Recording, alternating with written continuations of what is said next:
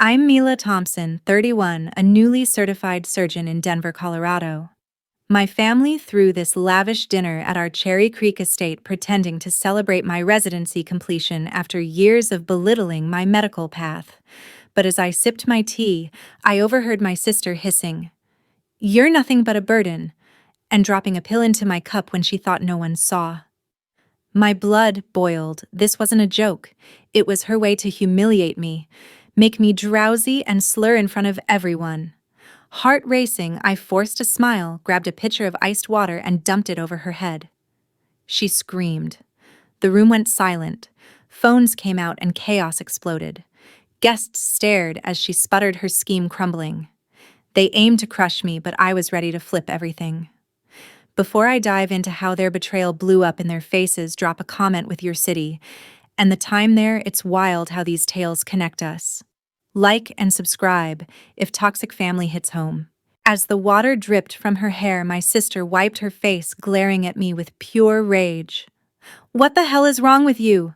She spat, her voice shaking but loud enough for the whole table to hear. Guests murmured, some shifting uncomfortably in their seats, while my mother shot me a disapproving look and whispered harshly, "Mila, this is unacceptable. Sit down and apologize right now." But I stood firm, my pulse still thundering from spotting that pill, knowing it was no accident. This dinner wasn't about celebrating me. It was another stage for their control, where they'd always favored her and dismissed my choices. Our family had never been about support. It was all about appearances and power. My father built Thompson Financial from a modest firm in downtown Denver into a powerhouse handling real estate investments across Colorado, funding luxury condos and commercial towers. His deals often skirted the edges with rumors of tax dodges and shady partnerships, but he masked it with big charity galas for local schools and hospitals. My mother, from a wealthy mining family, brought the old money prestige when they married, turning our home into a showcase of elegance with polished hardwood floors and art collections featured in lifestyle blogs. Behind it all, though, it was criticism and favoritism. My sister, older by 4 years, was their golden child. She excelled in business school, landed a top executive spot at the firm right after graduation, and they never missed her promotions or networking events. Dinners always centered on her latest merger wins, with my mother beaming, "That's my girl, smart and driven." Me, I was the disappointment. My high grades in science and volunteer work at clinics earned only a curt nod from my father like, "That's fine, but business is where the real impact happens." They'd attend my milestones only if it looked bad to skip, always pushing me toward finance internships instead of medicine. Things shifted in college when I volunteered at a community health center in Aurora, seeing families struggle with illnesses tied to environmental hazards from unchecked developments, some linked to my father's projects. That sparked my passion for surgery to heal and advocate. When I chose medical school at the University of Colorado, the blow-up was epic.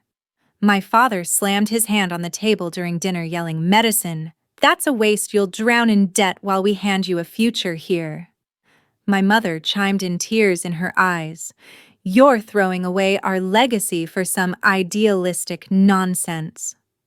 They agreed only if I minored in economics and interned at the firm's summers. Those internships revealed cracks. I handled paperwork showing odd deductions and offshore accounts that didn't add up, hinting at tax evasion. I stayed quiet, but it fueled my determination. Med school gave me breathing room, but holidays brought snide comments about my do-gooder phase. When I got a fellowship at a nonprofit clinic focusing on underserved communities, they slashed my stipend, forcing me into loans and side gigs. I pushed through anyway. The one who truly believed in me was my grandmother, a sharp accountant who'd been pushed aside in her era for speaking up against unethical practices. Before she died when I was 20, she'd slip me money for textbooks and share tales of standing against corruption. "Don't let them clip your wings," she'd say, her grip firm on my hand. Her encouragement became my shield. I found real allies in med school. My friend Paisley, a law student with a talent for uncovering legal loopholes, and my friend Genesis, who majored in accounting and could spot financial red flags from miles away. We bonded over late-night cram sessions, their insights sharpening my resolve. Paisley would grill me on ethics cases while Genesis helped analyze shady reports I'd glimpsed at the firm. Whispers started in my final year. Genesis overheard talk at her internship about IRS audits on firms like ours, probing inflated deductions.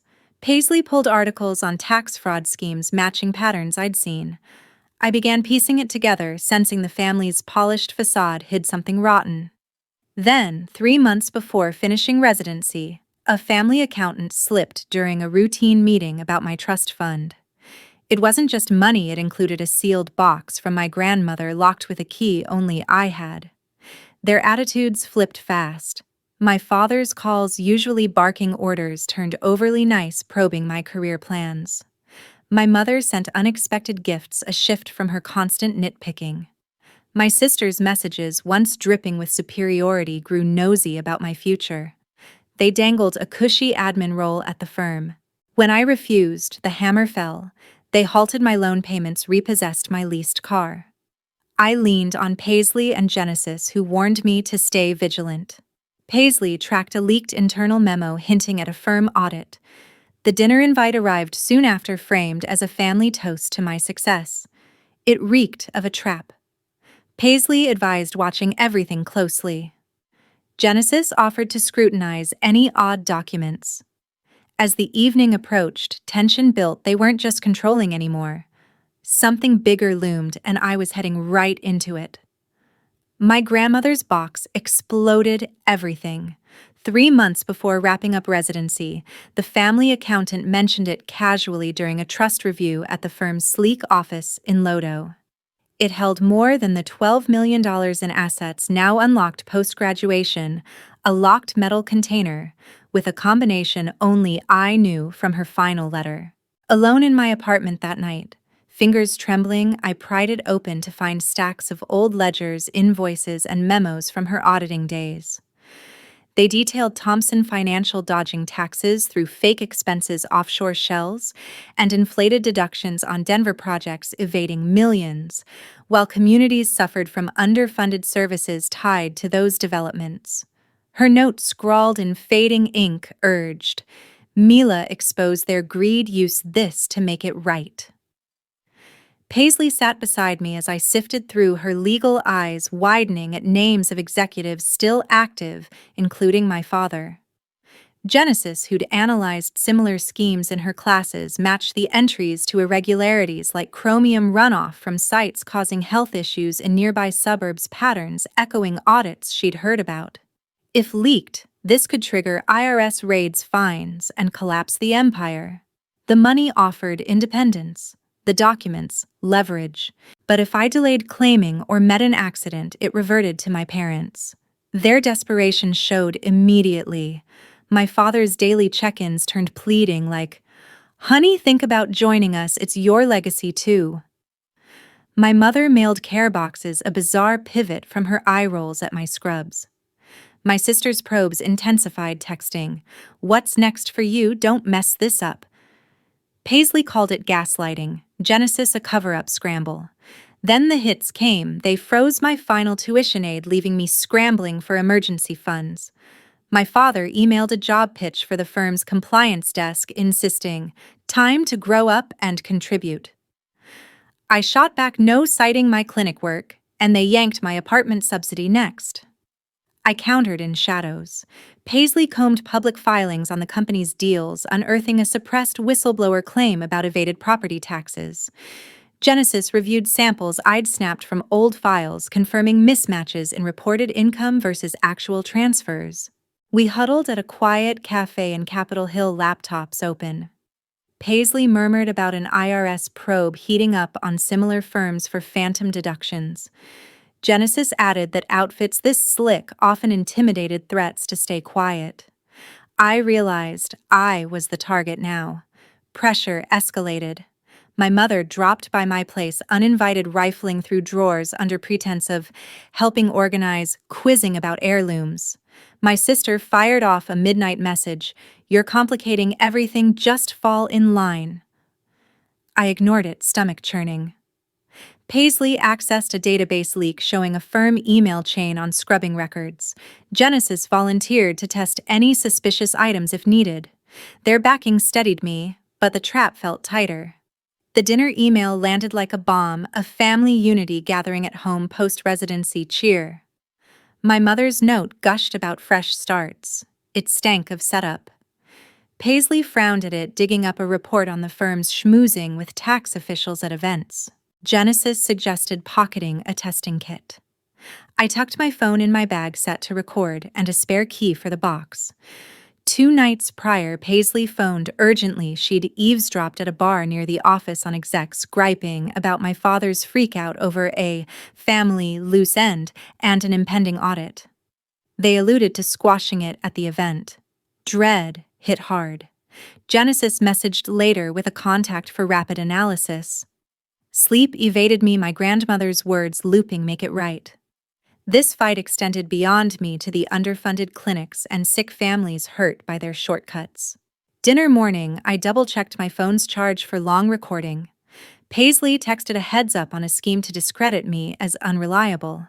Genesis cautioned about sedatives mimicking fatigue without easy detection. Hand steadying my outfit, a plain blouse to fade in, I knew this wasn't festivity. It was war. Driving to the estate, its manicured lawns glowing under twilight, guests arriving in tailored suits, their chatter clashing with my resolve. Paisley and Genesis lurked nearby for backup.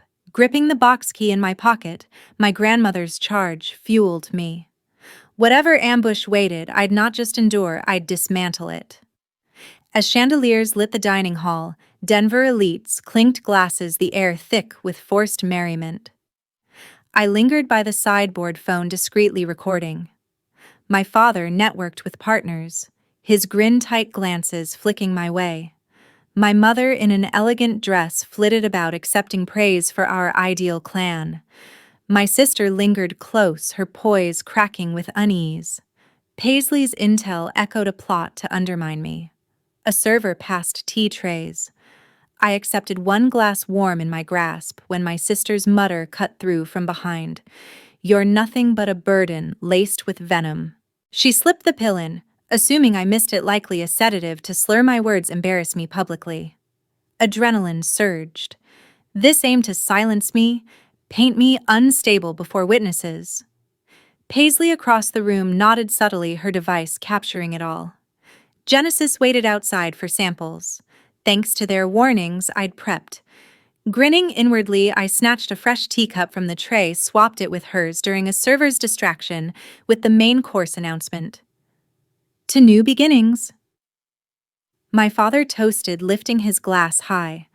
I raised the tainted one toward her, watching as she grabbed mine without a clue, sipping deeply. The room buzzed with small talk, but her expression soon contorted, eyelids drooping as the sedative kicked in. Genesis later tested it as a fast-acting sleep aid meant to make me ramble, incoherently potent enough for public disgrace, but not overdose. She wobbled, clutching the tablecloth, and slurred, "We can't let her. The docs? The taxes, they'll bury us." Gasps rippled through the guests' forks, pausing mid-air. One investor leaned in, asking, "Taxes? What does she mean?" My mother hissed, "Quiet down for God's sake, it's the wine talking," trying to steady her arm, but my sister rambled on. "The offshore stuff Dad ordered. It hide the deductions or we're screwed. Remember those fake charity write-offs." Another wave of murmurs hit phones, lighting up as people texted furiously. My father's face paled, his napkin crumpling in his fist, and he muttered to a partner, "She's delirious, ignore it." I kept recording, stepping closer with a calm voice. "Spill it all, sis? What about those fake invoices from the condo projects?" Her eyes bulged in realization, murmuring, "You switched, supposed to be you falling apart, making you look nuts so no one believes the box." She swiped at me weakly. knocking over a vase that shattered on the floor, but a guest intervened as she slumped into the chair. Paisley signaled she'd streamed the confession to a reporter buddy, her thumbs flying on her device. I bagged the original cup in a plastic sleeve from my purse for Genesis's analysis, sealing it tight. The unraveling accelerated beyond control. My father shoved through the crowd, gripping my shoulder hard. "This is nonsense, everyone ignore her. She's not well." He growled, but his tone cracked with panic, sweat beading on his forehead. My mother pleaded under her breath, "We'll sort this privately, please. Mila, stop now." Guests weren't buying it. One whispered loudly, "Sounds like serious fraud, I'm out." I shrugged him off, holding up my phone. "Private. Her words are live now, tax evasion exposed with proof." Paisley confirmed the feed had hit a news contact, adding, "It's trending locally already." Tension crackled like static, the air heavy with shock. I dialed emergency services loudly enough for ears nearby. "Police, please, Thompson Estate in Cherry Creek. Evidence of drink tampering and admissions of financial crimes." My father snarled, "Hang up, you idiot, this ruins everything we've built." But sirens already wailed distantly, growing louder. Officers arrived minutes later, lights pulsing through windows, casting red-blue shadows on the walls. I passed the bagged cup to one detailing the pill drop and suspected intent. Paisley shared her video with another, explaining the context. My sister mumbled incoherently from a chair, repeating fragments like, "Deductions. Millions hidden, favoritism," her perfect image in tatters as makeup smeared. My father barked at cops, "This is family business, get out or I'll call my lawyer." But they demanded IDs and started questioning witnesses. I met my mother's glare, whispering, "You overplayed, your hand, greed always catches up." She stammered, "How could you? We're your blood." But no conviction remained. An officer pulled me aside. "You reported this, got more on the crimes she mentioned." I nodded. "Show 'em files proving the fraud, ready for review." He jotted notes, eyes keen, radioing for backup. The hall transformed into chaos, guests packing up, some lingering to gawk, others slipping out quietly. Paisley texted Genesis to rush the sample test. My phone vibrated with alerts from news apps, but I stayed grounded, watching my family's empire crack in real time. My sister's slips, offshore deductions, fake write-offs, hung damningly seeds for the storm ahead. I'd entered their snare but sprung mine instead, turning humiliation into their undoing. The battle raged on from here, but the tide had turned. Officers led my sister away from the dining hall, her steps unsteady, still babbling fragments about hidden accounts as the sedative lingered. I handed the sealed cup to a detective, outlining how I'd witnessed the drop and suspected motive. Paisley's footage, now circulating on news feeds, captured her admissions of tax dodges and offshore schemes, while Genesis's quick lab run identified the pill as a common over-the-counter drowsy med-dosed high for disruption, but not harm. Guests' clips flooded social media, and by dawn, Denver headlines blared about Thompson Financial's implosion. We regrouped at a downtown diner the next morning, my nerves frayed. Paisley flashed her screen. Her contact had tipped the IRS, already eyeing the firm for evasion.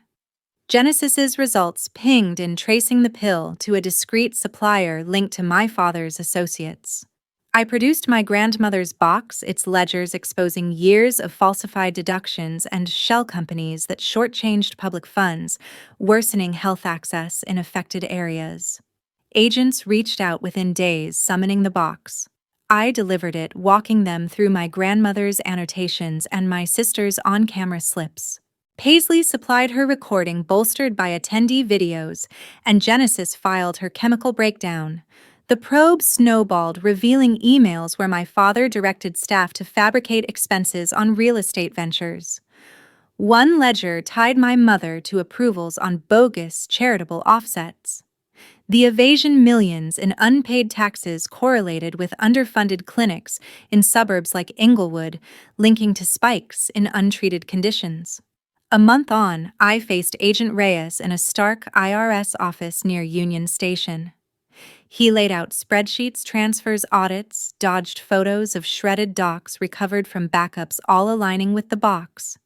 "Your folks evaded scrutiny for decades," he said, tone grave. Her outburst cracked the door for warrants. Raids hit the office and estate seizing drives with erased trails. One memo detailed plotting to label me erratic, blocking my trust access. Reyes nodded. "Smart catch, you dodged a bullet." Paisley unearthed a former employee's account fired for flagging discrepancies. Genesis connected me to a tax watchdog verifying the patterns in deprived zones. Nights blurred as I mapped evasion impacts using my medical knowledge, charting health correlations for investigators. The firm's value tanked, partners bailing amid scandal. My mother rang once, voice sharp. "End this nightmare, you owe us." I cut the line, blocking her. My father dispatched a legal threat accusing fabrication. I forwarded it to Reyes. 2 months post-dinner, proceedings kicked off at the Denver federal courthouse. Flanked by Paisley and Genesis, I entered amid flashing cameras. On the stand, I dissected the ledger's voice, even linking deductions to community harm supported by Genesis's data. Prosecutors rolled Paisley's tape. My sister's garbled words booming. "Offshore stuff, Dad ordered it, hide the deductions." Jurors shifted, expressions hardening. Defense claimed family spat the pill, a misguided tease. But proof overwhelmed records, wires, clinic stats proving fallout.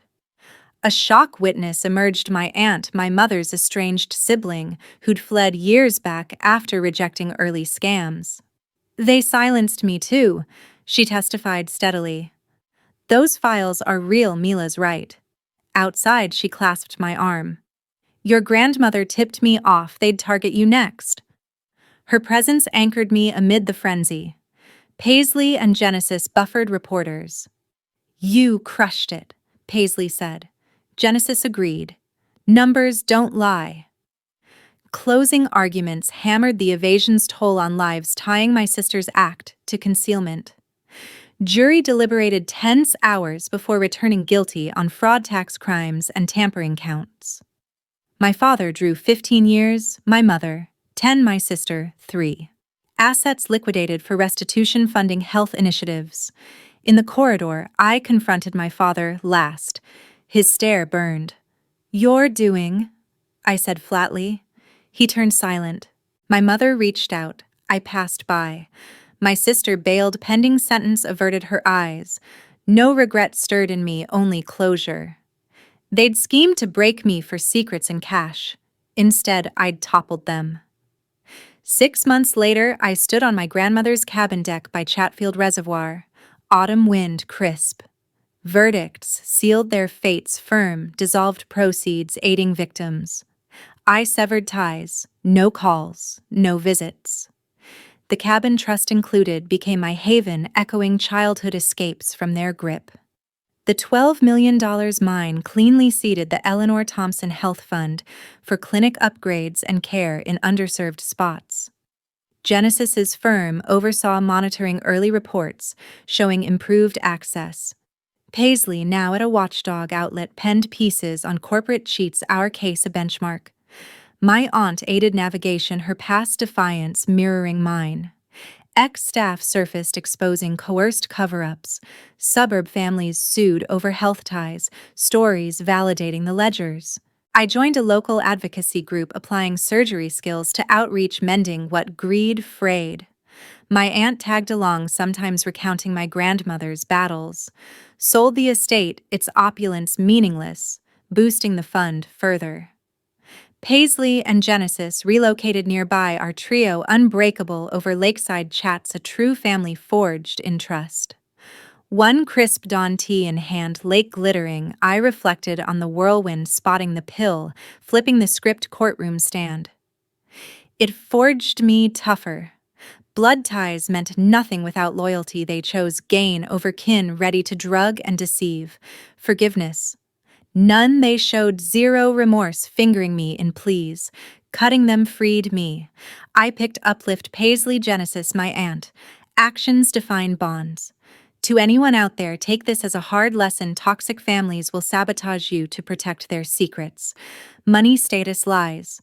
They manipulate with favoritism, like showering one sibling with praise and opportunities, while dismissing your passions as worthless or wielding financial control to bend you to their will.